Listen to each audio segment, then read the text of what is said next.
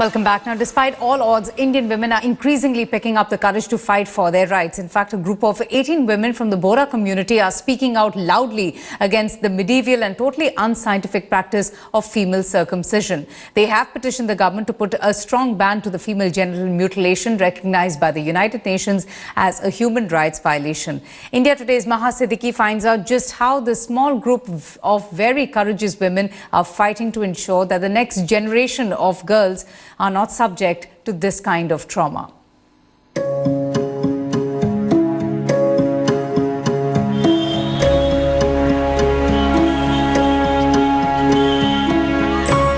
It's rarely spoken about.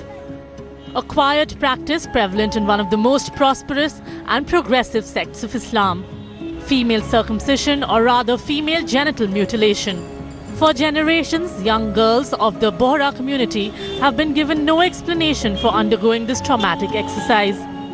But now, some women in this close-knit community are speaking up against female genital mutilation.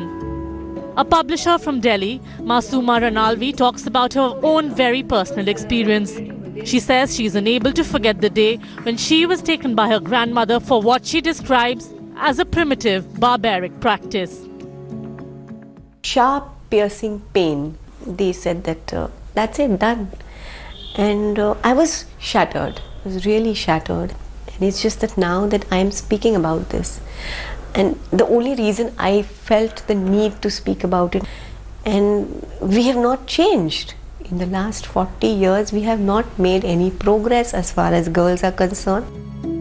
Masooma, along with 17 other women, have set aside the fear of being ostracized by their community and have formed a group, Speak Out on FGM. They have petitioned the government to ban the practice via change.org. The petition has collected 42,000 signatures in 2 months.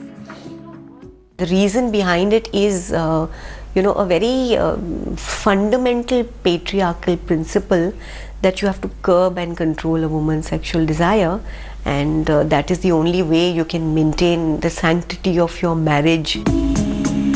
And this was something that this 40-year-old Bohra Muslim lady did not know. She made sure that her only daughter also underwent female genital mutilation when she was 7. Only 3 years back, she learned that female circumcision has no scientific reason. She now carries terrible guilt of putting her daughter through it. I had to tell her that she has got an infection, and I'm taking her to, treat that infection. See, till the time she didn't know the reason, she didn't feel cheated. She felt, as some bad memory in her mind. But today, if you ask me, yes, she does feel, why only her? I feel cheated. But despite this outpouring, the community leader chooses to remain quiet. Female genital mutilation still remains very much alive and rampant in the Bohra community. In spite of several attempts to contact the community for its official reaction, they chose not to say anything on camera, calling it a sensitive issue related to the community.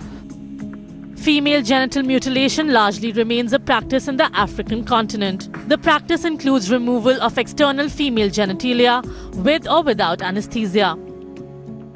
At a time when Indian women are increasingly fighting for their rights, it comes as a huge surprise that a community known for its progressive views on women's education and employment puts its women through this medieval and barbaric practice.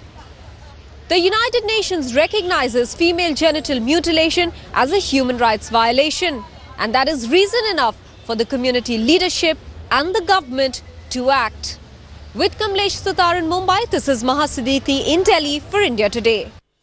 Alright, we're getting breaking news that an avalanche has been reported this morning on the northern glacier of Siachen. 10 army personnel have been trapped and rescue efforts have been mounted. So the much-awaited Microsoft Surface Pro 4 has been launched in India. It's the most powerful machine ever, which will give you the best of the Windows 10 experience. We take a look at it and give you our first...